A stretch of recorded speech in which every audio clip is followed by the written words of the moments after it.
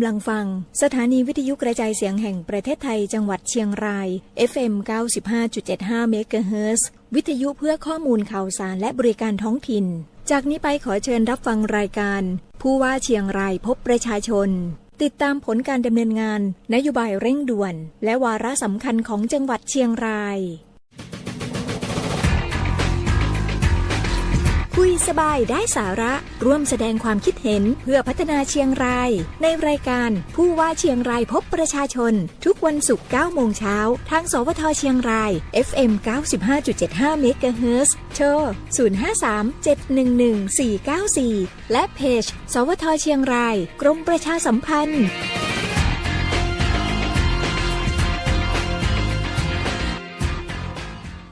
สวัสดีครับสวัสดีครับสวัสดีครับสวัสดีท่านผู้ชมท่านผู้ฟังทุกท่านนะครับวันศุกร์แบบนี้เวลาเช้า9 โมงเช้าแบบนี้นะครับเรามาอยู่ด้วยกันกับรายการผู้ว่าเชียงรายพบประชาชนนั่นเองนะครับวันนี้ใครที่ดูทางเพจ Facebook ของเรานะก็จะเห็นหน้าค่าตากันแล้วแหละครับและใครที่กำลังฟังอยู่ทาง FM 95.75 เมกะเฮิรตซ์ก็เดี๋ยวมาฟังเสียงกันดีกว่าว่าวันนี้ท่านไหนนะจะมาพบกับเรานั่นเองนะวันนี้เราอยู่กับท่านรองผู้ว่าราชการจังหวัดเชียงรายของเราท่านประเสริฐจิตพลีชีพนั่นเองนะสวัสดีสักครั้งนึงครับผมสวัสดีครับสวัสดีครับเรากลับมาเจอกันอีกสักครั้งหนึ่งนะครับแน่นอนเลยว่าเวลาเจอท่านเราก็จะคิดถึงในเรื่องของคุณภาพชีวิตของพี่น้องประชาชนในจังหวัดเชียงรายของเรานะครับแน่นอนเลยว่าวันนี้เรามี3เรื่องต้องเอ่ยกันก่อนเลยนะ3เรื่องนี้อาจจะเป็นเรื่องที่หลายๆคนให้ความสนใจอยู่ในช่วงเวลานี้เลยก็ได้นะครับในเรื่องของคุณภาพชีวิตไม่ว่าจะเป็นในเรื่องของน้ำในเรื่องของฝุ่น PM 2.5 ควันพิษไฟป่าต่างๆนะรวมไปถึงใกล้แล้วปีใหม่เมืองสงกรานต์บ้านเราจะมีมาตรการอะไรออกมาเดี๋ยววันนี้เรามาพูดคุยกันนะครับเข้าเรื่องแรกกันเลยดีกว่านะครับท่านรองครับผมเรื่องแรกก็คือคุณภาพชีวิตแน่นอนเลยก็คือในเรื่องของน้ำเรื่องน้ำทุกวันนี้ก็ยังมีการขับเคลื่อนในเรื่องของการแก้ไขปัญหามาโดยตลอดในเรื่องของสารปนเปื้อนหรือแม้แต่ในเรื่องน้ำแรงน้ำมากต่างๆวันนี้เป็นยังไงบ้างครับในเรื่องของน้ำครับก่อนอื่นก็ต้องขออนุญาตแจ้งให้พี่น้องประชาชนที่ติดตามสวทเชียงรายแฟนเพจต่างๆได้ฟังว่าเรื่องของคุณภาพนะครับสารปนเปื้อนในน้ำกกน้ำรวบน้ำสายเนี่ยนะครับเป็นประเด็นที่ทางจังหวัดเชียงรายนะซึ่งร่วมกับไม่ว่าจะเป็นส่วนราชการทั้งภาคเอกชนทั้งภาควิชาการเนี่ยยังติดตามสถานการณ์โดยตลอดนะครับทั้งเรื่องของติดตามการแก้ไขปัญหาต่างๆด้วยนะครับก็นำเรียนว่ามีกระบวนการเฝ้าระวังนะครับการตรวจคุณภาพน้ำเนี่ยนะครับทุกเดือนตรวจคุณภาพน้ำกกน้ำรวบน้ำสายตรวจคุณภาพน้ำประปาผิวดินที่อยู่บริเวณน้ำกกน้ำรวบน้ำสายตรวจพืชตรวจปลาตรวจสัตว์นะครับในเดือนนี้ก็จะขออนุญาตแจ้งผลของเดือนมีนาคมครับผมหลายๆคนเราเก็บตัวเลขตั้งแต่วันที่ปลายเดือนกุมภาพันธ์ผลเพิ่งออกมาก็คือต้องใช้ระยะเวลาในการที่จะเอาเข้าห้องแลบด้วยนะครับดังนั้นแล้วก็มีความแม่นยำแน่นอนเลยในเรื่องของผลนะครับต้องบอกอย่างนี้ว่าหลายๆคนอาจจะมีความสงสัยว่าทำไมเหมือนเงียบๆไปในเรื่องของน้ำไม่ได้แบบจางหายไปไหนนะครับหมายถึงว่าการทำงานของเรายังเข้มข้นอยู่เสมอไม่ว่าจะเป็นในเรื่องของการตรวจต่างๆการดูในเรื่องของมาตรการต่างๆให้พี่น้องประชาชนได้ปลอดภัยกันนะครับวันนี้ท่านรองนำผลการตรวจประจำเดือนมีนาคมซึ่งต้องบอกว่าเป็นผลที่เก็บมาในช่วงของกุมภาพันธ์นะครับแล้วผลออกแล้วปลายเดือนครับผมก็คือไม่นานมานี้เลยนะครับผลเป็นยังไงบ้างครับครับตัวนี้เนี่ยจากที่4 เดือนที่ผ่านมาในผลของน้ำกกเนี่ยค่าไม่เกินมาตรฐานมา4 เดือนเนี่ยแต่เดือนนี้ค่าเกินมาตรฐานมา2 จุดนะครับก็คือจุดที่บ้านเทเดอร์ที่ดอยหางแล้วก็ที่สะพานแม่ฟ้าหลวงในตัวเมืองเชียงรายต้องบอกว่าค่าเกินไปนิดนึงค่าไปเกินเขาไม่ให้เกิน 0.01 แต่อันนี้เกินไปประมาณ0.014หลังจาก1อีกก็คือเกินมาเหมือน 0.0014 ซึ่งปริมาณน้อยมากแล้วก็การถามพี่น้องก็คงสงสัยว่าเกินประมาณนี้ส่งผลกระทบอย่างไรหรือไม่ถ้าเอาตัวของน้ำจริงๆยังไม่ส่งผลกระทบอะไรเพราะเราจะมีมาตรฐานในเรื่องของการใช้น้ำอยู่ยกตัวอย่างเช่นการสัมผัสน้ำเนี่ยนะครับมาตรฐานของกรมอนามัยเขาให้ที่0.05 ซึ่งก็ยังห่างไกลอีกเยอะนะครับส่วนน้ำสายนี่น่าเป็นห่วงน้ำสายเนี่ยจะเกินมาทุกเดือนแต่ก็เกินปริมาณใกล้เคียงกับของน้ำกกซึ่งไม่มากนะช่วงนี้นะครับก็จะเกินที่ประมาณ 0.011 ถึง 15 0.011 ถึง0.015 ครับก็เกินไปนิดหนึ่งนะครับก็ยังไม่เกินมาตรฐานการใช้น้ำนะครับก็หมายความว่า กิจกรรมบางเรื่องเนี่ยยังสามารถใช้น้ำได้ปกติ ซึ่งตรงนี้เราทำเป็นอินโฟกราฟิก ใช่ แจ้งประจำเป็นอีกทาง ครับ หนึ่งนะฮะอย่างเช่นเรื่องของการนำมาทำเป็นประปา ครับ นะฮะของการประปาส่วนภาคก็เข้าสู่ระบบกรองต่างๆ ก็สามารถใช้บริโภคใช้ดื่มได้ ครับ ตามปกติ อืม ประปาเนี่ยผู้ส่วนภูมิภาคเนี่ยเขาทำน้ำสะอาดจนถึงขนาดว่าสามารถดื่มได้นะ อ๋อ ก็ผ่านมาตรฐานในส่วนของการตรวจสอบนะ ซึ่ง ครับก็ เหมือนที่ท่านรองบอกว่าเรามีการตรวจตั้งแต่น้ำดิบน้ำผิวดิน แม้แต่น้ำประปาเราก็ตรวจก่อนที่จะออกไปถึงพี่น้องประชาชน ถูกครับก็ถ้าเป็นการตรวจน้ำกกน้ำร่วงน้ำใสเนี่ยจะตรวจโดยกรมควบคุมมลพิษ ครับ นะครับทุกเดือนแล้วก็ส่งผลให้เราก็จะนำมาจะแจ้งประชาชนให้กับพี่น้องชาวบ้านทราบนะครับส่วนน้ำในส่วนของประปาผิวดินนะครับในส่วนของพืชของสัตว์เนี่ยตรวจโดยศูนย์วิทยาศาสตร์การแพทย์ เดือนละครั้งเช่นเดียวกัน ครับผม นะครับเมื่อมีผลแจ้งมาเนี่ยเราก็จะนำมาแจ้งให้กับพี่น้องประชาชน ครับ นะครับในเดือนมีนาคมนี้นะครับก็สรุปแล้วน้ำกกเกินเล็กน้อยนะครับ ครับผม น้ำสายมีค่าเกิน3จุดแต่ก็เกินเล็กน้อยนะครับแล้วก็น้ำลวกต่อจากน้ำสายนี่ไม่เกิน น้ำโขงเกินเล็กน้อย ครับผม นะครับยังสามารถสัมผัสยังสามารถใช้ได้นะครับยังไม่ถึงขนาดว่าต้องระวังแบบว่ายาไปสัมผัส รุนแรงขนาด ครับ นั้น ผม ยังไม่ถึงผลขนาดนั้น ส่วนตะกอนดินนะครับก็มีการตรวจเดือนละ2 ครั้ง อ๋อ ตะกอนดินเนี่ยคือตรวจเพื่อที่จะดูว่ามันส่งผลกระทบต่อสัตว์หน้าดินอะไรหรือไม่ ครับผม ตะกอนดินมีค่าเกินขึ้นมาเล็กน้อย ครับ นะครับ ผม มีค่าที่เกินมาตรฐานอยู่นะครับซึ่งอาจจะส่งผลกระทบต่อสัตว์หน้าดิน อ๋อ นะครับ ก็มีการตรวจทุกอย่างเลยนะครับไม่ว่าจะเป็นในเรื่องของน้ำแม้แต่ตะกอนดินเราก็ตรวจเนื่องจากว่าเราดูในเรื่องของการสะสมในเรื่องของสัตว์หน้าดินด้วยนะครับเหมือนที่ท่านรองได้บอก แน่นอนเลยว่าเรายังต้องดูแลเรื่องนี้ไปอีกสักพักหนึ่งเลยนะครับเพราะว่าพี่น้องประชาชนก็ให้ความสำคัญกับเรื่องนี้ ถึงแม้ว่าข่าวคราวมันอาจจะแบบไม่เหมือนเมื่อก่อนที่แบบแตกตื่นกันมากเลย ตอนนี้ทุกคนก็เริ่มเข้าใจแล้วก็มีเข้าใจมาตรการของเราด้วย แล้วก็มีการตรวจวัดอย่างเป็นระยะนะหมายถึงว่าน้ำทุก1 เดือนตะกอนดินเดือนละ2 ครั้งนี่แหละครับ สองเดือนครั้ง 2 เดือนครั้ง ครับ แล้วก็เราก็จะนำในสิ่งที่เป็นผลเรานี่นะครับมาแจ้งให้กับพี่น้องประชาชน ไม่ว่าจะเป็นเพจของหน่วยงานที่ตรวจเพจของสำนักงานประชาสัมพันธ์จังหวัดเชียงราย และสวทของเราก็สามารถเข้ามาดูกันได้ ครับเรื่องนี้เนี่ยต้องบอกว่าต้องตระหนักนะค ต รับ ระหนัก แต่ไม่ ครับ ต ผ ระ ม หนก ใช่ นะครับตื่นตระหนกไปมันจะส่งผลกระทบในภาพรวม ใช่ครับผม ต้องยืนยันกับพี่น้องนะครับว่าเราพยายามจะเฝ้าระวัง ถ้าหากสิ่งใดที่มันเป็นอันตรายนะครับเราก็จะแจ้งเตือนพี่น้องประชาชน อันใดที่มันยังไม่ถึงเกณฑ์ที่เป็นอะไร ครับ เราก็จะแจ้งเตือนให้พี่น้องประชาชนทราบ ทราบ นะครับก็ขออนุญาตว่าเรื่องของระบบการแจ้งเตือนเนี่ยเราเตรียมพร้อมแล้วก็อยู่ในมาตรฐานนะครับของการควบคุมในส่วนของระบบราชการทั้งหมดนะครับ แล้วก็รวมถึงเรื่องของการการประสานในภาควิชาการและก็ภาคประชาสังคม ทีนี้มีอีกตัวหนึ่งที่ผมอยากชวนน้องอันคุยก็คือเรื่องของที่มีข่าวช่วงผ่านมาก็คือผลการวิจัยในส่วนของมอแม่ฟ้าหลวง ครั ใช่ บ ไหม ผม ครับที่บอกว่าไปตรวจเจอนะครับสารหนูใน ครับผม เล็บในเส้นผมเนี่ย ต้องนำเรียนว่าจริงๆการตรวจเล็บในเล็บกับเส้นผมเนี่ยมันเป็นวิธีที่ไม่ได้เขาเรียกว่าเป็นวิธีที่ยังไม่ได้เป็นทางการมากนัก เพราะว่ามันจะมีปัจจัยภายนอกเข้ามาเกี่ยวข้อง ครับ อย่างเช่นว่าเล็บเนี่ยสมมุติเราไปสัมผัส ทั้งวัน อะไร เลยนะ ทั้ง ฮะ หลายเนี่ย ทั้ ฮะ ง ก็ วัน ก็จะเกิดเส้นสารอะไรที่มันเข้าไปอยู่ในเล็บก็ได้ แต่ สะสม มันไม่ได้หมายความว่ามันอยู่ในร่างกายเรา แต่ อยู่ใน มัน ซอกเล็บ อยู่ในซอกเล็บ ๆ ต่างๆที่เข้าไปตรวจเนี่ย ครับ นะครับมันก็ทำให้เกิดได้ อืม แล้วก็ในภาวะปกติเนี่ยในเล็บในผมเนี่ย ครับ มีสารหนูอยู่นะเพราะสารหนูมันก็อยู่ในอาหารที่เราบริโภคอาหารทะเลก็มีนะครับ แต่ว่าขึ้นอยู่กับว่าสารตัวนั้นเนี่ยมันเป็น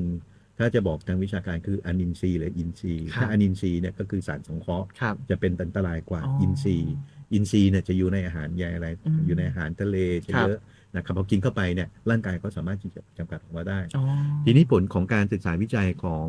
มอแม่ฟ้าหลวงก็ถือว่าเป็นประโยชน์ในการ ครับ เฝ้าระวัง อืม นะครับเมื่อมีการตรวจเจอแล้วเนี่ยนะครับส่วนที่ต้องดำเนินการต่อเนี่ยทางมหาวิทยาลัยเนี่ยนะครับก็ส่งผลตัวเนี้ยให้กับสำนักงานสาธารณสุขจังหวัดเพื่อที่จะลงไปตรวจให้มีความชัดเจนอี ก็ ก คื ที อ หนึ่ง เอาเหมือนผลนี่แหละเป็นนำร่องหน่อยนึงว่า ถ้าอาจจะมีเรื่องของนวัตกรรมหรือการตรวจที่เพิ่มขึ้นเพื่อความสบายใจ ใช่ครับ ครับผม ซึ่งวิธีการตรวจที่เป็นทางการที่สุด ครับ ที่องค์การอนามัยโลกนะครับแล้วก็ยอมรับนะครับว่าตรวจเพื่อตรวจดูสารตกค้างที่อยู่ในร่างกายเนี่ยนะครับก็คือใช้วิธีการตรวจปัสสาวะกับตรวจเลือด ซึ่งตัวเนี้ยสาธารณสุขเข้าไปดำเนินการตรวจแล้วนะผลก็ยังไม่ออกว่าตกลงกันที่มันเจอในเล็บเจอในผมเนี่ยมันจะเกิดจากอะไร จะเกิดจากน้ำกกหรือไม่ ครับ นะครับยังไม่ได้ยืนยันว่าเกิดจากน้ำกกนะครับแต่ว่ามันพบอาจจะเกินค่ามาตรฐานไปเล็กน้อยนะครับก็ต้องไปดำเนินการพิสูจน์ต่อว่าถ้าในร่างกายจริงๆเราเนี่ยในเล็บเนี่ยหมายถึงว่าเกิดถ้าไปสัมผัสอะไรมา ครั ยา บผม ปราบศัตรูพืชหรือสารเคมี ก็มีเหมือนกัน ยาสระผม ครับ อันนี้ก็มีตันหนู อื นะ ม เกิดถ้าตรงเนี้ยนะครับมันก็จะถ้าไปตรวจร่างกายโดยตรง ครับ มันก็จะบ่งบอกได้ว่าที่เขาบอกเขาตรวจเจอเล็บจริงๆในร่างกายมันต้องตรวจเจอ ใช่ นะถ้าตรวจเลือดก็ต้องเจอตรวจ ครั ปั บ สสาวะต้องเจออันเนี้ยก็สาธารณสุขเข้าไปดำเนินการ ดำเนินการแล้ว ดำเนินการแล้วก็ถ้ามีผลประการใดเนี่ยก็จะได้นำผลมาแจ้งให้กับพี่น้อง ได้ ชาวบ้าน เลยครับ น้องอันอีกอันหนึ่งนะเดี๋ยวในเดือนนี้เราก็มีความคืบหน้าในเรื่อง ครับ ข ผ อง ม ระบบเฝ้าระวังเรานะครับก็คือเรื่องของทางสกสวนะครับสำนักงานคณะกรรมการส่งเสริมวิทยาศาสตร์และนวัตกรรม ครับผม ในการวิจัยต่างๆเนี่ยโดยอาจารย์ธนพลเพ็ญรัตน์เนี่ยได้เปิดตัวปลาแอปปลอดภัย น่ารักมาก แอ เล ป ย ปลาปลอดภัย ครับผม อันนี้ก็เป็นการยืนยันอีกทีเป็นระบบเฝ้าระวัง ครั ที่ บ เราร่วมกับภาควิชาการว่าปลาในน้ำกกน้ำร่วงน้ำสายเนี่ยมันปลอดภัย ปลอดภัย ไหม จริงไหม แล้วตอนนี้เขาก็มีการไปเก็บตัวอย่างปลา อืม จากทุกจุดในน้ำกกน้ำร่วงน้ำใสเนี่ย อ๋อ ประมาณ 33 จุด 33 จุด เพื่อ ครั จะ บผ เก็บ ม เป็นฐานข้อมูล อืม ปลาตรงนี้นะครับตรวจแล้วมันมีสารไหม อ๋อ ไม่มีสารนะครับ ซึ่งก็จะมีแอปพลิเคชันเนี่ย ครับ นะ ผม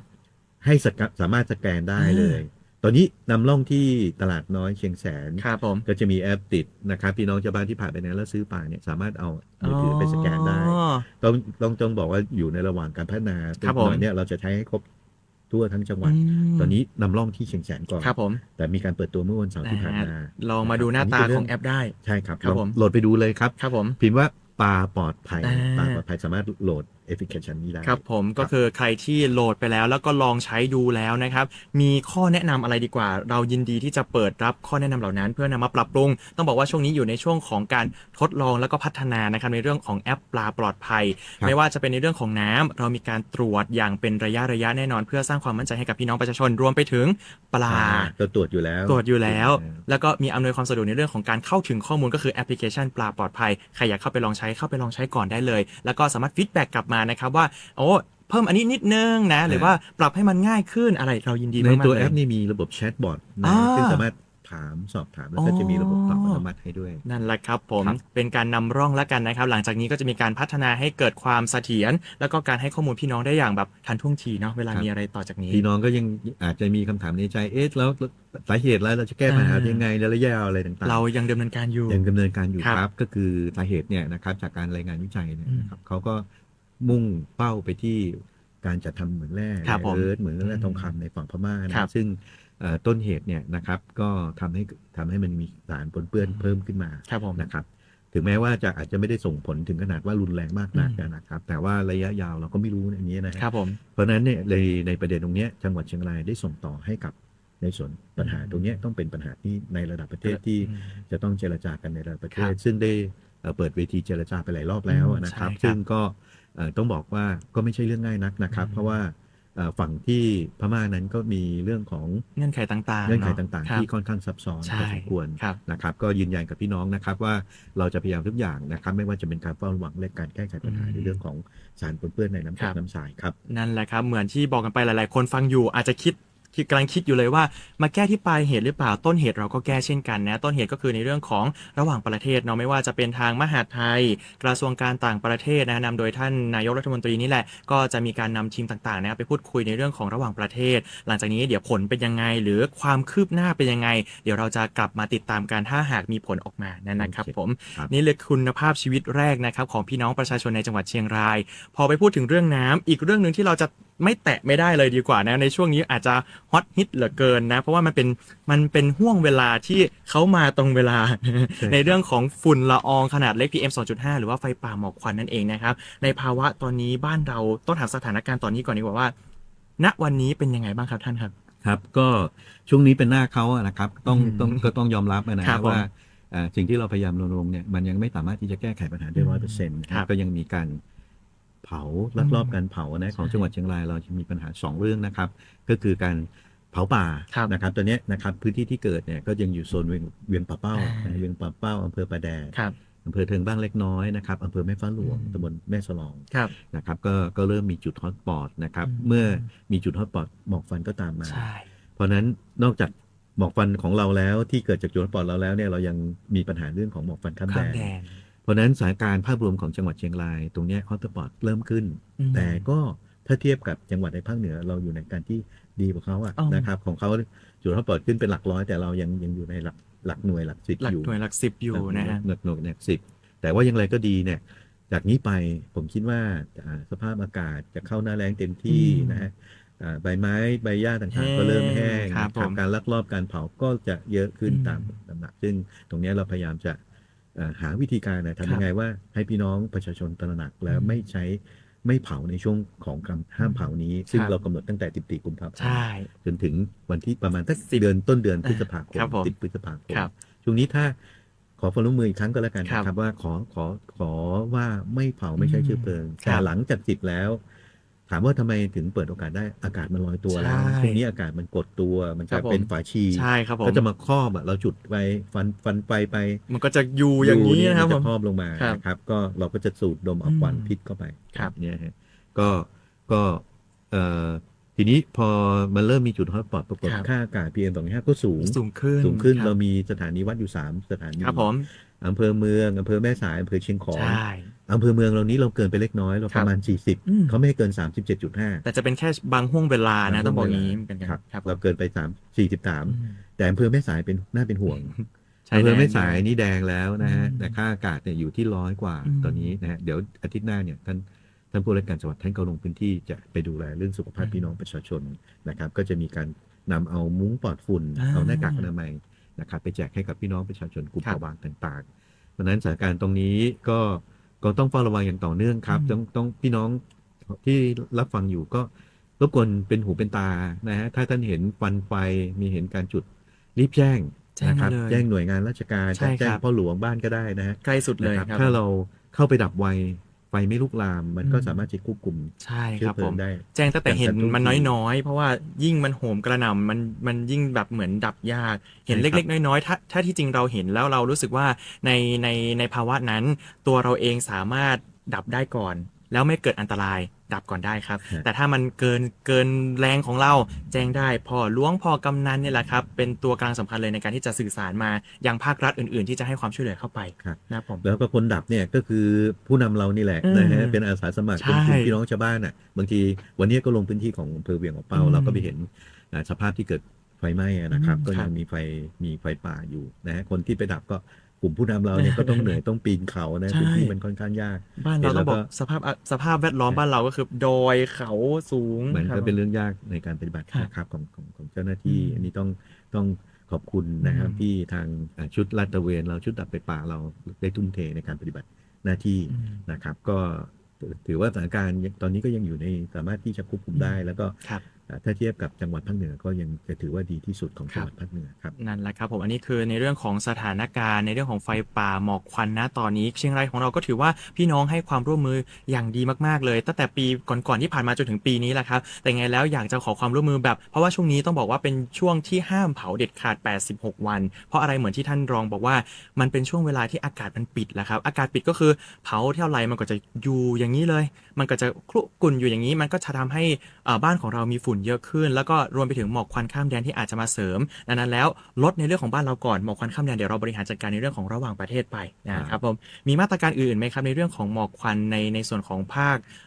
รัฐของเรา เห็นว่ามีในเรื่องของพื้นที่ป่าในเขตชุมชนต่างๆ ตอนนี้เราก็พยายามที่จะแบบดำเนินการ ครับ ร่วมไปด้วยใช่ไหมครับ ครับมาตรการหนึ่งที่เราดำเนินการด้วย ครับ นะครับหลังจากที่เราห้ามเผาแล้วเนี่ยก็ต้องมี ถ้าหากว่ายังมีการลักลอบเผา อืม ก็มีการดำเนินคดี อันนี้มีเรื่องกฎหมายเข้ามาเกี่ยวข้อง มีการเกี่ยวเรื่อง ครับ กฎหมาย ผม เข้ามาเกี่ยวข้องตอนนี้ก็มีเคสจับกลุ่มได้หนึ่งเคสนะฮะ อ่า ก็ต้องบอกว่าอันนี้เราพยายามเราเตือนแล้วนะค ครั รับบ เรามีการประกาศประชาสัมพันธ์ว่า อืม ไม่ให้เผา ไม่ให้เผา นะครับโดยเฉพาะในพื้นที่ป่าที่มันเกิดการลุกลาม อืม นะฮะเพราะฉะนั้นถ้ายังมีการลักลอบเผาอะเราก็ต้องดำเนินคดี ครับ ตอนนี้มี1 เคส หนึ่งเคสในจังหวัดเชียงรายของเรา ใน ใช่ จัง ไห ห ม วัด ครั เชี บ ยงรายนะฮะ อืม ก็มีการจับกลุ่มและมีรางวัลนำจับให้ด้วยนะ อ๋อ มีรางวัลแจ้งเบาะแส ครับผม นะฮะแล้วก็รางวัลจับกลุ่ม อ๋อ นะครับเคสละไม่เกิน 5,000 บาท โอ้ ให้ผู้รางวัลนำชุบจับกลุ่มทีนี้ทั้งนี้ทั้งนั้นเนี่ย ครับ ไม่ได้มุ่งหวังที่จะดำเนินการ อืม หรือว่าจะทำให้พี่น้องชาวบ้านเดือดร้อน ครับผม แต่ว่าต้องการที่จะให้เป็นมาตรการ ที่เข้มข้นขึ้นเพื่อที่จะให้การควบคุมในเรื่องของไฟป่าหมอกควันเนี่ยมันได้ผลให้มากที่สุด ครับ นะครับทั้งนี้ทั้งนั้นแล้วไม่เกิดปัญหาเรื่องไฟป่าหมอกควันผลกระทบก็ไม่เกิดกับพี่น้องชาวบ้านครับ ถือว่าเป็นแค่ช่วงเวลาหนึ่งแล้วกันนะครับที่เราจะขอความร่วมมือแบบเด็ดขาดกันสักหน่อย86 วันร่วมแรงร่วมใจกันสักหน่อยนะครับแต่แน่นอนเลยนะครับการที่เราขอความร่วมมือท่านเรายังมีหน่วยงานหนึ่งที่เราพยายามจะแบบว่าส่งเสริมให้เขาในเรื่องของการเข้าไปเหมือนที่ท่านบอกว่าท่านผู้นำนั่นแหละในท้องถิ่นเข้าไปดับไฟเราก็มีการจัดฝึกอบรมเพราะว่าเป็นการเน้นย้ำจากท่านผู้ว่าราชการจังหวัดของเรานะครับในการที่จะ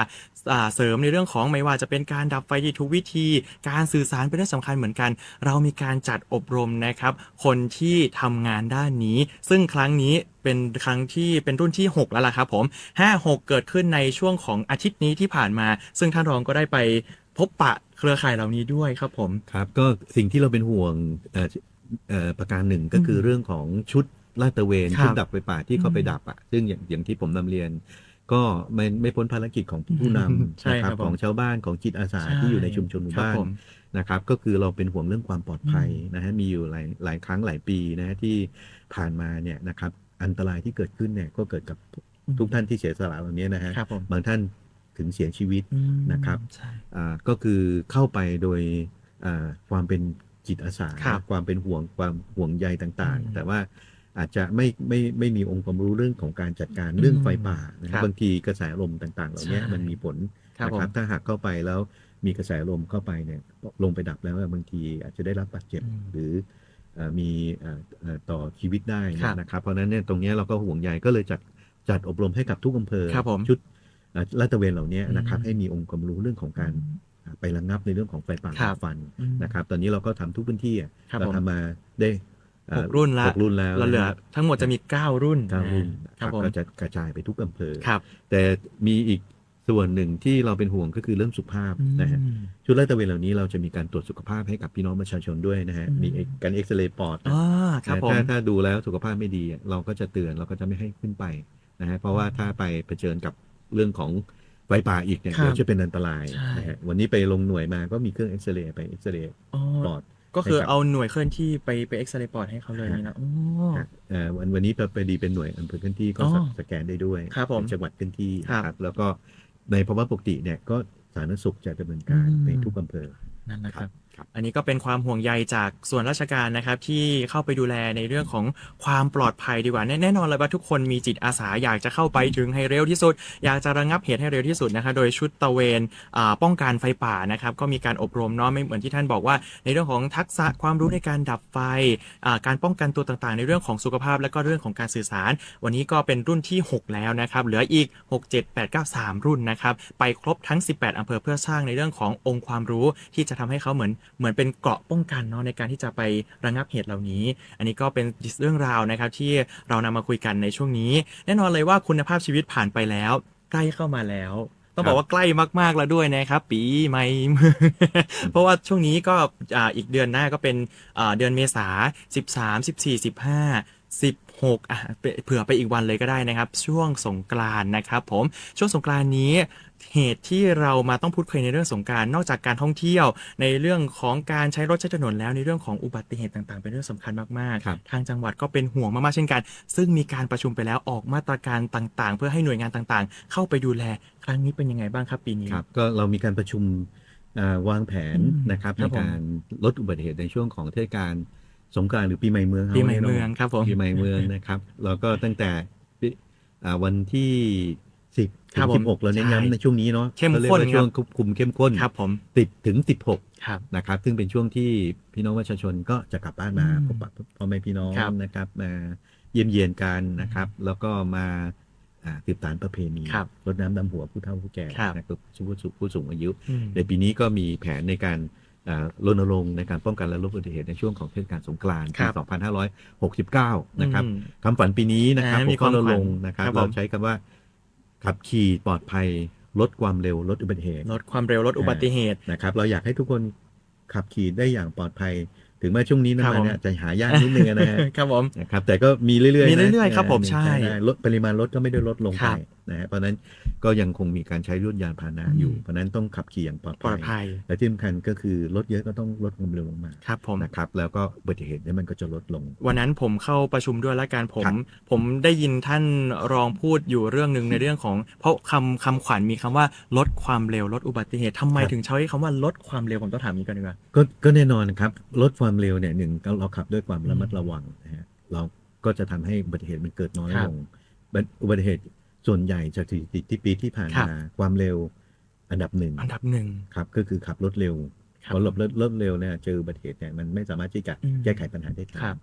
อันที่สองอะไรรู้ไหมครับช่วงเทศกาลสงกรานต์ รู้เลยนะครับ เครื่องดื่ม เครื่องดื่มแอลกอฮอล์ ครับผม ใช่ไหมครับ ครับ เครื่องดื่มแอลกอฮอล์แล้วก็อุบัติเหตุที่เกิดขึ้น ก็ส่วนใหญ่แล้วก็จะเกิดจากมอเตอร์ไซค์เยอะนะม ครั อบ เตอ ผม ร์ไซค์ไม่สวมหมวกกันน็อก อืม ขับรถเร็วด้วยนะครับ แล้วก็ มีอาการมึนเมา มีการ ค มึ รับ นเมาก็สามสาเหตุเนี่ยจะเป็น ครับ เป็นสาเหตุหลักๆ ที่ทำให้เกิดอุบัติเหตุแล้วก็บางส่วนเสียชีวิตด้วยนะฮะ อืม นะครับ ก็เป็นเรื่องที่น่าเสียใจนะ ครับ จริงๆเทศกาลที่ มีความสุขเนาะ มีความสุขอยู่กับ ผม ครอบครัว เราอยากให้อยู่อย่างให้เที่ยวอย่างมีความสุข ครับ พบปะพ่อแม่พี่น้องญาติ ครับ พี่น้องเนี่ยยังมีความสุข อืม นะครับเพราะฉะนั้นก็ต้องขับรถอย่างระมัดระวัง อืม ลดความเร็วลงมาเนี่ย ครับผม จะลดได้สาเหตุได้ครึ่งหนึ่งเลยนะฮะ อ่า นะครับถ้าเราลดความเร็วเรามีความระมัดขับอย่างระมัดระวัง ครับ ก็สามารถที่จะลดอุบัติเหตุได้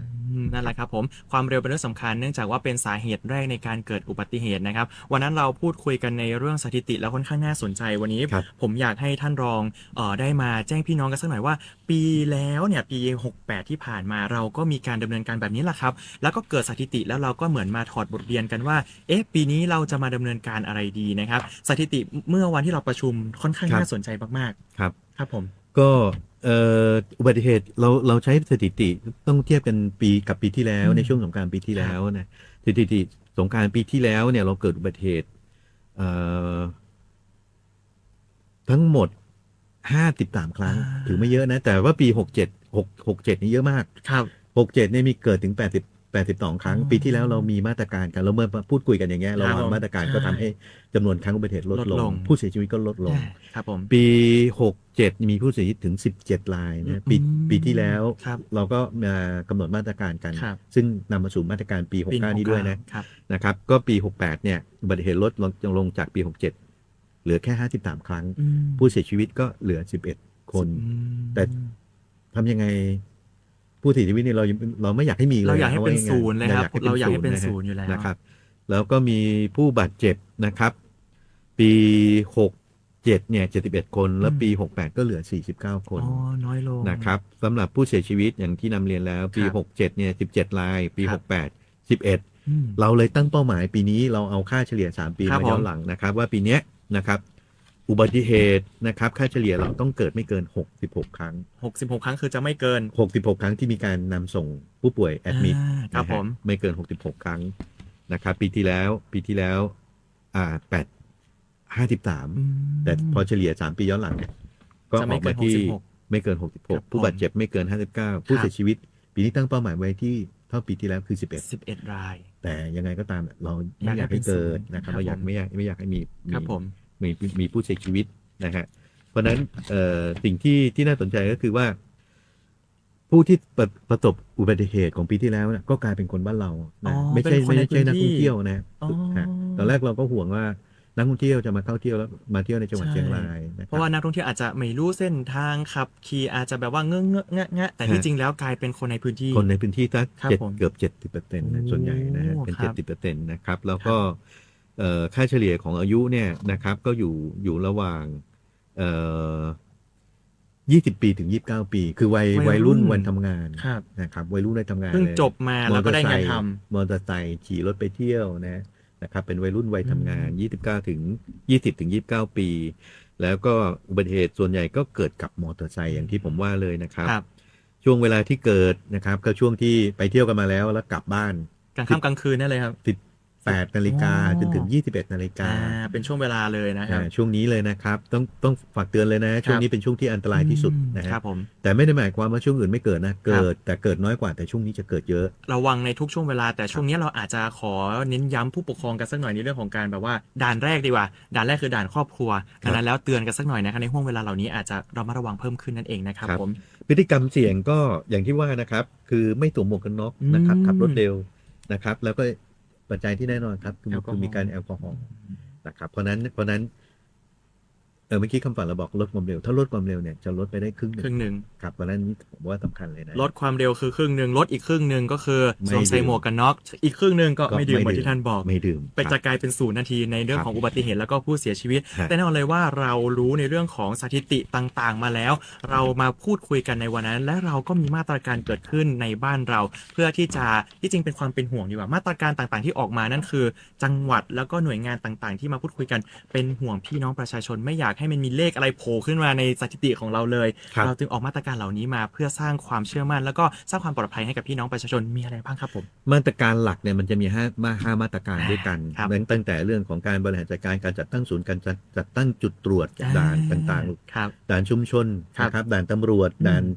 นอบต ครับ นะครับเทศบาลอบตนะครับแล้วก็ในเรื่องของลดความเสี่ยงของถนน อืม นะถนนที่มีการซ่อมสร้างอยู่เนี่ยก็จะคืนผิวจราจรนะครับเอาแสงสว่างไปติดตั้งนะครับเมื่อวานก็มีการซักซ้อมแล้วนะครับแล้วก็จุดกลับรถต่างๆ จุดเสี่ยง U-turn ต่าง ๆ ๆ แสดงสัญลักษณ์ต่าง ครับ ๆ อันนี้ด้านโครงสร้าง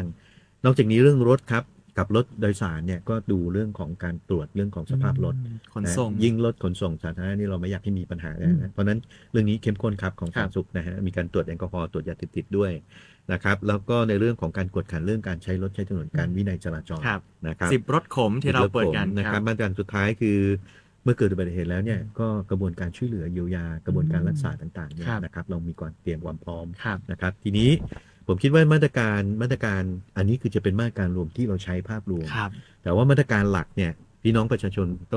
ต้องขออนุญาตเลยนะครับ ครับ ว่าจะมีการตั้งจุดตรวจเมาแล้วขับ ครับ เพาะ ผม ถือว่าเป็นสาเหตุหลัก สาเหตุหลัก จุด เลย ตรวจหมวกกันน็อก ครับ นะครับเมื่อกี้เรารู้แล้วว่าสาเหตุทุกปีมันจะเกิดอย่างเงี้ยเพราะฉะนั้นปีนี้นะฮะพี่น้องจับพลักนะครับ ครับ ตรวจ ผม จับพลัก อืม นะครับตำรวจก็จะมีการตั้งด่าน ครับ นะครับด่านแล้วก็จะมีทั้งด่านฟอกจัมป์ของตำรวจ ครับ นะครับจุดไหนที่เป็นจุดเสี่ยงก็จะมีจุดขึ้นเร็วไปตั้งด่าน ครับ นะครับด่านบูรณาการ40 ด่าน อืม ทุกอำเภอทุก ค ส รับ พอันนี้ก็จะเป็นด่านบูรณาการร่วมกับตำรวจ ร่วมกับอำเภอ ร่วมกับอบตร่วมกับสาธารณสุข ครับ ร่วมกับอสมร่วมกับอพปล อ๋อ ในการตรวจโดยเน้นห่วงระยะเวลาที่มันเกิดอุบัติเหตุบ่อยๆอย่างที่ผมนำเรียนเมื่อกี้ 6 โมงเย็นจนถึง สาม 3 ทุ่ม นะครับเพราะว่าเราก็ไม่สามารถจะดูแลได้ทั้งหมด 24 ชั่วโมง ใช่ เนาะเพราะฉะนั้นก็ต้องเลือกช่วงเวลา ครับ เจ้าหน้าที่ก็ต้องพักผ่อนด้วย ใช่ เช่นเดียวกัน ครับ เพราะฉะนั้นก็จะเน้นย้ำในช่วงระยะเวลาที่มันเกิดอุบัติเหตุ ครับ นะครับ อันนี้ก็งานที่เป็นห่วงเนี่ยนะครับก็คือเรื่องของงานหลักๆนะฮะอย่างเช่น ถนนคนม้วนสันโค้ง นะ ใช่ ครับ ก็เต็มที่นะครับส ครั นุ บ ก ผม สนานเป็นประเพณีเรามีความสนุกแต่ว่าสิ่งที่เป็นห่วงก็คือขากลับเนาะ อืม ขากลับนะครับขากลับหรือขามานะครับแล้วก็เรื่องของการดื่มแอลกอ แอล ฮ ก อ อฮอ ล์ ล์ อันนี้ก็เป็นเรื่องที่เราพูดคุยกันในเรื่องมาตรการเหล่านี้ด้วย ครับ นะครับปีนี้ก็จะมีงานสงกรานต์ที่เชียงแสน ใช่ เป็นงานใหญ่นะฮะ งาน ปี ใหญ่ นี้ ครั โป บ รโม ผม ทใหญ่นะครับก็มีมาตรการรองรับนะครั ครับ บ ดูแลนะครับนักท่องเที่ยวนะครับนอกจากนี้ก็ด้านสาธารณสุขเนี่ยเขาก็จะมีการจัดตั้งศูนย์ปฏิบัติการฉุกเฉินทางด้านการแพทย์ด้านสาธารณสุขที่เตรียมพร้อมไว้ตลอดวลา เมื่อเกิดเหตุก็พร้อมที่จะออกไปเข้าถึงในเรื่องของจุดนั้น เพื่อที่จะได้รับการรักษาอย่างทันท่วงที ครับ ครับผมแน่นอนเลยว่าที่จริงอันนี้เป็นคำถามหลาย ๆ ปีที่ผ่านมาดีกว่าครับผมก็คือแน่นอนแล้วว่าการตั้งด่านมันเป็นพอมีการตั้งด่านความสะดวกเราแน่นอนเรายอมรับว่าความสะดวกมันลดน้อยลง แต่ที่สำคัญเลยที่มันเกิดขึ้นก็คือความปลอดภัย อันนี้อยากจะให้ท่านลองได้แบบว่าสื่อสารสร้างความเข้าใจกันสักหน่อยในเรื่องของด่านแรกผมอาจจะมองว่าเป็นด่านครอบครัวเลยดีกว่า ฮะ อันนะครับ ก็ด่านแรกด่านโดนตัวเราเอง ด่านตัวเราเองก่อนนะครับผม สติใช่ไหมครับ ค เรา รับ ต้องมีสติทำอะไรทุกอย่างเราต้องมีสติ ครับ นี่เราเที่ยวสงกรานต์เนี่ยเราก็ต้องตั้งสติของเราตลอดอยู่แล้ว ครับ เราจะไปสนุกเราจะไปพบปะพี่น้องญาติผู้ใหญ่ต่างๆ เราต้องมีสติตั้งแต่เราออกบ้านไป ด่านแรกด่าน อัน ตัว นี้ เอง ด่าน ก่อน ของตัวเอง ครับ สองนี่ด่านครอบครัว อืม นะครับพอดีพ่อแม่พี่น้องเนี่ยนะฮะเราเห็น ลูกเต้าเหลาหลานนะฮะไปเที่ยวนู่นนี่อะไรต่างๆก็ต้องคอยกำชับคอย คอยเตือนกัน คอ สั ย กหน่ เตื อ อน ย กันสักหน่อย ผม นะครับเรื่องของการใช้เครื่องดื่มอะไรต่างๆ เหล่านี้นะครับทีนี้มาดูด่านหลักก็อย่างที่นำเรียนเมื่อสักครู่นะครับจะมีด่านตำรวจนะครับที่ตรวจจับเข้มงวดในเรื่องของแอลกอฮอล์ ก็คือมีการเป่านั่นเองนะครับผม หมวกกันน็อกนะครับปรับแพงด้วยนะครับ 2,000เนี่ยต้องบอกว่า 20,000หรือเปล่าเอ่ย มันไม่สวมใส่หมวกกันน็อกใช่ไหมครับ นั่น ผู้ คือแอลก ขั อบ ฮอล์ อ๋อแอลกอฮอล์อันนั้นด้วยใช่ครับถ้ามีแอลกอฮอล์นี่คือแพงกว่าแต่ถ้า แพงกว่า ขี่เฉยๆไม่ใส่คนที่ขี่ 2,000ถ้ามีคนซ้อนไม่ใส่อีกจะบวกเป็น 4,000 แพงนะครับผมเอา แต่ถ้ารถขนส่งแต่นะเหมือนแพเปียกเนี่ย ครับ นะปีนี้รณรงค์เลยนะแพเปียกที่เราจะไปเที่ยวกันเนี่ยเราจ้างรถไปแล้วคนขับเขาต้องไม่กิน ต้องไม่ดื่ม เขาไม่ดื่ม ครั นะ บ อันนี้ปลอดภัย ครับ นะปีที่แล้วก็เป็นไวรัลนะที่ตำรวจไปจับใหม่ๆก็ถูกต่อว่า โอ้ถู นะ กต่อว่า แต่อย่าลืมนะปีที่แล้วก่อนที่เราจะดำเนินการมาตรการนี้นะครับอุบัติเหตุนะครับ มีเหตุ คนขับเมา ครับผม แล้วก็เสียชีวิตไป2 ราย ใช่ นะครับปีที่แล้วเนี่ยมีที่แผลเปียกปีนี้ก็จะมีด่านเช่นเดียวกัน ครับ นะครับก็ผมก็เกรินนำไปแล้วที่เรามีมาตรการเข้มข้นเหล่านี้ก็เพราะว่าเราเป็นห่วง เราเป็นห่วง นะคบ จริงๆ เราไม่ ครับ อยากให้เกิดอุบัติเหตุไม่อยากให้เกิดความสูญเสียต่อชีวิตและก็ ครับ ทรัพย์สินพี่น้องประชาชนนะครับก็อาจจะมีการกระทบกระทั่งสิทธิ ไม่ นะฮะ สะดวกนิดนึง ไม่ใช่กระทบกระทั่งเรื่องด้านร่างกาย อ่า นะ ใช่ แต่ ครับ ว่า ผม กระทบสิทธิ์กันบ้างนะครับอาจจะเกิดความไม่สะดวกบ้าง ครับ แต่ว่าจะเป็นมาตรการที่จะดูแลและจะลดในเรื่องของอุบัติเหตุและความสูญเสียต่อชีวิตและทรัพย์สินให้พี่น้องประชาชนครับ นั่นแหละครับผมนี่คือในเรื่องของมาตรการนะครับด่านมีแน่นอนนะครับเพื่อลดในเรื่องของอุบัติเหตุที่จะเกิดขึ้น หากใครตั้งใจจะดื่มอยู่แล้ว เรารู้ตัวอยู่แล้วเหมือนด่านแรกคือด่านสติ เราสติกับตัวเองก่อนเราดื่ม1ก็คือเหมือนที่ท่านรองบอกมีคนไปส่งที่ไม่ดื่ม2ตอนนี้ลดในเรื่องของแอปพลิเคชันสาธารณะต่างๆ มีเยอะและปลอดภัยด้วยเพราะว่ากรมการขนส่งเขาก็มาดำเนินการในเรื่องของการลงทะเบียนต่างๆ อันนี้เรียกได้เลยนะครับแต่ที่เน้นย้ำในเรื่องของตอนนี้การกลับบ้านขนส่งเขาก็ดูแลมีมาตรการในเรื่องของใครจะกลับบ้านกลัวรถไม่มีเขามีในเรื่องของรถเสริมต่างๆ มาพร้อมใช่ไหมครับ ครับก็เรื่องระบบขนส่งเนี่ย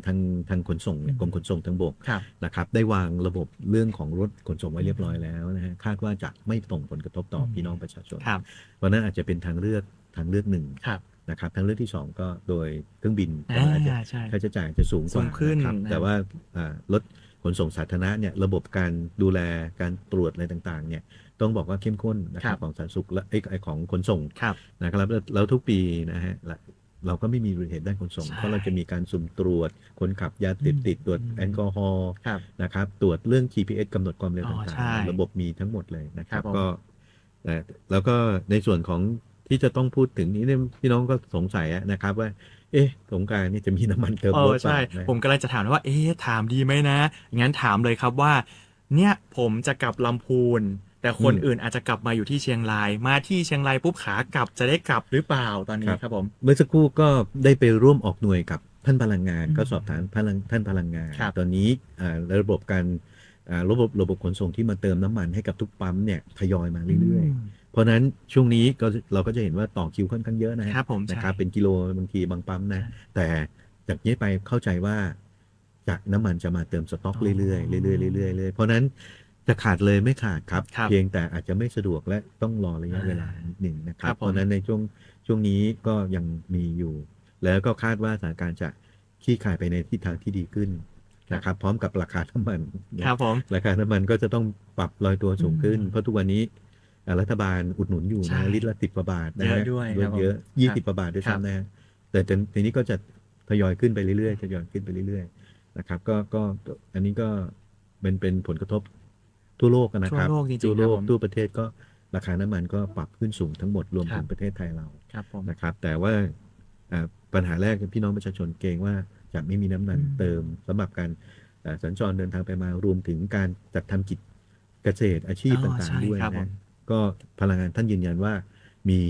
นะค ครั รับบ มีนะครับแล้วก็จะทยอยมาเรื่อยๆนะครับแต่ว่าอาจจะยังไม่ได้สะดวกเหมือนช่วงที่ไม่ เป็นภาวะป ไม่ ก ได้ ติ วิกฤต เนี่ยครับผม นะครับ ครับผม ครับ อันนี้แล้วก็เป็นเรื่องของน้ำมันนะใครที่กังวลว่าครั้งนี้จะกลับมาเชียงรายหรือกำลังจะกลับ ออกจากเชียงรายกลับไปภูมิลำเนาของตัวเองตอนขากลับมาจะเริ่มทำงานนี่แหละเธอจะมีเติมหรือเปล่านะทุกคนโอ้ที่นี่กังวลมากเลยต้องเน้นย้ำแบบนี้ว่าอันนี้เป็นข้อสั่งการจากท่านนายกด้วยนะตั้งข้างเบื้องบนมาแล้วว่าน้ำมันจะมีเพียงพอสำหรับพี่น้องที่เดินทางกลับภูมิลำเนาในช่วงของเทศกาลสงกรานต์แน่นอนแต่ต้องเหมือนที่ท่านรองได้แจ้งทุกท่านไปนะครับว่าความสะดวกช่วงนี้ก็อาจจะต้องยอมรับว่าจะมีน้อยกว่าช่วงที่เป็นปกติเพราะว่าผลกระทบที่เกิดจากต้องบอกว่าสงครามตะวันออกกลางนี่แหละครับทำให้บ้านเมืองของเราเนี่ยแหละได้รับผลกระทบไปหลายๆพื้นที่ด้วยกันดังนั้นก็ใจเย็นๆกันสักนิดนึงเราพยายามที่จะตอนนี้แบบเราคุยกันเล่นๆว่าเราบริหารในเรื่องของน้ำมันแล้วเราจะต้องบริหารในเรื่องของสภาพอารมณ์ความรู้สึกของพี่น้องประชาชนด้วยดังนั้นแล้วก็ใจเย็นๆได้แน่นอนแล้วก็ต่อคิวกันนิดนึงครับผมก็ในช่วงเทศกาลสงกรานต์ถ้าเป็นไปได้เราก็สังสรรค์กันที่บ้านใช่ครับในครอบครัวปลอดภัยด้วยพี่น้องปลอดภัยเราไม่ต้องไปไหนแล้วก็เราก็ต้องไม่มีปัญหาเรื่องที่น้ำมันเชื้อเพลิงนะครับเราไม่ต้องเดินทางเราก็ตัดภาวะความเสี่ยงไปนะครับสังสรรค์กันอยู่ในครอบครัวที่บ้านเราทำกับข้าวกินนะครับจะดื่มกินแอลกอฮอล์ก็มีความปลอดภัยใช่เลยนะครับครับผมท้ายรายการแบบนี้แล้วนะครับช่วงท้ายๆแบบนี้ดีกว่ามีเรื่องไหนที่ท่านรองอยากจะฝากถึงพี่น้องประชาชนไม่ว่าจะเป็นเรื่องหมอกควันไฟป่าในเรื่องของน้ำหรือแม้แต่ในเรื่องของสงกรานต์และเกี่ยวกับพลังงานต่างๆแล้วก็อุบัติเหตุต่างๆเผื่อก่อนที่แบบว่าจะเข้าไปสู่ในภาวะที่สงกรานต์หรืออาจจะเจอในเรื่องของหมอกควันที่อาจจะมีมากกว่านี้ในห่วงหลังจากนี้เนี่ยครับก็ต้องขอความร่วมมือทุกประเด็นแหละนะครับทั้ง3ประเด็นนี้มันเป็นประเด็นหลักๆของจังหวัดเชียงรายทั้งหมดเลยนะเรื่องน้ำกกน้ำสายก็สิ่งที่จะขอเลยก็คือว่าพ่อแม่พี่น้องประชาชนต้องเชื่อในส่วนข้อมูลของราชการใช่เลยไม่มีผมเองถือแม้ว่าส่วนหมวกหนึ่งเนี่ยก็คือรองผู้ว่าราชการจังหวัดที่มีหน้าที่ปฏิบัติไม่ได้มีหน้าที่ที่จะนำข้อมูลเท็จมาแจ้งพี่น้องประชาชนข้อมูลเท็จเหล่านี้อย่าลืมว่าถึงแม้ว่าผมจะเป็นราชการที่จะแจ้งข้อมูลแต่ผมก็คือประชาชนของคนเชียงรายที่ใช้ชีวิตอยู่กับคนเชียงรายถ้าน้ำกกถ้าปลามีสารพิษผมก็ต้องรับด้วยเป็นหนึ่งคนที่ต้องทานปลาด้วยเหมือนกันนะครับแล้วก็จะได้รับผลกระทบเรื่องเหล่านี้เพราะฉะนั้นเนี่ยข้อมูลในส่วนของราชการเนี่ยเรามีความชัดเจนแน่นอนแล้วก็มีทั้งเรื่องของวิชาการรองรับอยู่แล้วเพราะฉะนั้นอันนี้สิ่งที่กังวลก็คือว่าความไม่เชื่อมั่นในส่วนของส่วนราชการซึ่งที่ผ่านมามันเกิดขึ้นเยอะนะแล้วก็มันจะกลายเป็นว่าเราได้รับผลกระทบมากกว่าที่มันจะเป็นนะครับสิ่งที่ผมอยากจะขอให้พี่น้องเนี่ยคือเราได้รับผลกระทบขนาดไหนน้ำกกมันมีผลต่อเราขนาดไหนเราควรจะได้รับผลกระทบเท่านั้นถ้าหากเราได้รับผลกระทบเท่านี้แต่สิ่งที่เราได้เนี่ยมันมากกว่านั้นมากมายเช่นการสูญเสียหลายๆเรื่องทั้งภาวะเศรษฐกิจทั้งเรื่องภาวะเศรษฐกิจของพี่น้องประชาชนที่ใช้ชีวิตอยู่เนี่ยผมว่ามันเกินกว่าที่เราได้รับผลกระทบจริงซึ่งตรงนี้มันเป็นเรื่องที่พยายามที่จะแก้ไขว่าอยากให้กระทบเท่าไหนคือกระทบเท่านั้นเราจะพยายามแก้ไขปัญหาให้มันหมดไปนะฮะถึงแม้ว่าจะเป็นเรื่องยากที่ต้นเหตุนะครับแต่ว่าภายในที่การเฝ้าระวังเราเนี่ยนะครับพี่น้องประชาชนเนี่ยต้องขออนุญาตว่า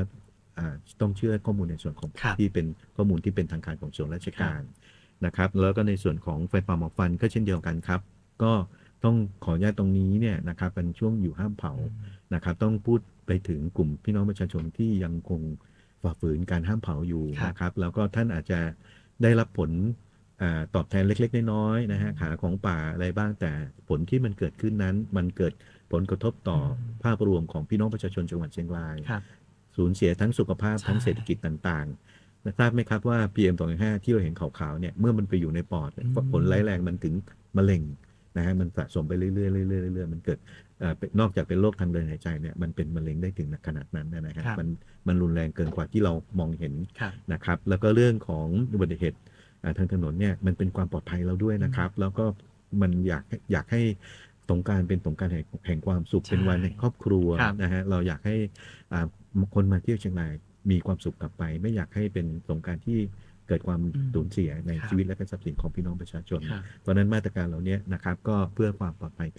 ให้กับพี่น้องประชาชนครับผมนี่ก็คือทั้งหมดนะครับของรายการผู้ว่าเชียงรายพบประชาชนนะแน่นอนเลยว่าเรื่องที่ทั้ง3เรื่องที่เรานำมาพูดวันนี้เป็นเรื่องที่ใกล้ตัวคุณมากๆและเป็นเรื่องที่ภาครัฐนะครับโดยท่านผู้ว่าท่านรองผู้ว่าและหน่วยงานที่เกี่ยวข้องไม่ว่าจะเป็นภาคเอกชนภาคประชาชนภาคประชาสังคมร่วมกันแก้ไขปัญหาแน่นอนเลยนะครับยังไงแล้วข้อมูลเหล่านี้เราจะมาอัปเดตเรื่อยๆไม่มีใครทิ้งใครไว้ข้างหลังไม่มีใครปล่อยให้มันผ่านไปทุกคนพยายามแก้ไขปัญหาอย่างหนักแบบ หนักเอาเบาก็สู้หนักก็เอาเบาก็สู้นะโดยเฉพาะพี่ๆลาดตระเวนไฟป่าเนี่ยเราเห็นแบบว่าเขาเป็นแฟนคลับเราด้วยนะครับทุกท่าน ครับ เขาฟังเราด้วยมาขอเพลงว่าผมดับไฟอยู่ตรงนี้อย่างนี้ก็มีนะยังไงก็เป็นกำลังใจให้ทุกท่านด้วยนะครับผมใกล้สงกรานต์แล้วดูแลสุขภาพดูแลในเรื่องของการใช้รถใช้ถนนกันด้วยเหมือนที่ท่านรองฝากไว้นะครับสำหรับวันนี้ขอบคุณท่านรองประเสริฐจิตปรีชีพมากๆเลยนะครับผม ครับ และมาเจอกันใหม่นะครับกับรายการของเราผู้ว่าเชียงรายพบประชาชนทุกวันศุกร์แบบนี้นะครับผม9 โมงเช้าจนถึง 10 โมงมาพูดคุยกันมารู้ในเรื่องของการแก้ไขปัญหาในจังหวัดเชียงรายหรือแม้แต่การดำเนินการที่ผ่านมาแล้วว่าเราทำอะไรกันมาบ้างสำหรับวันนี้ลาไปก่อนนะครับแล้วกลับมาเจอกันใหม่กับผู้ว่าเชียงรายพบประชาชนสำหรับวันนี้สวัสดีครับ ครับสวัสดีครับ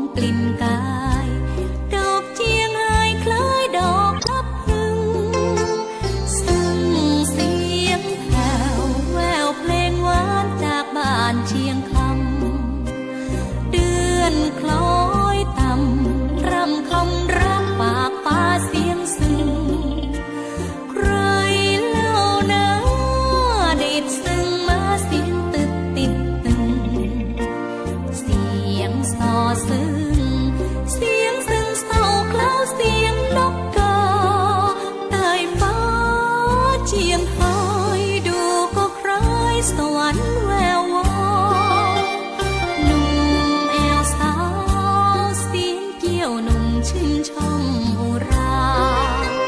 เฮาฮักกันจริงใจบ่มีภัยขี้จุกหมูสาหนุ่มสาวลานาตามสัจจาบ่สิ้นบ่ลงลมพัดลงเดือน12หน้างานอีเป็งเฮาถือเคร่งรวมสุขสันต์วันลอยกระทง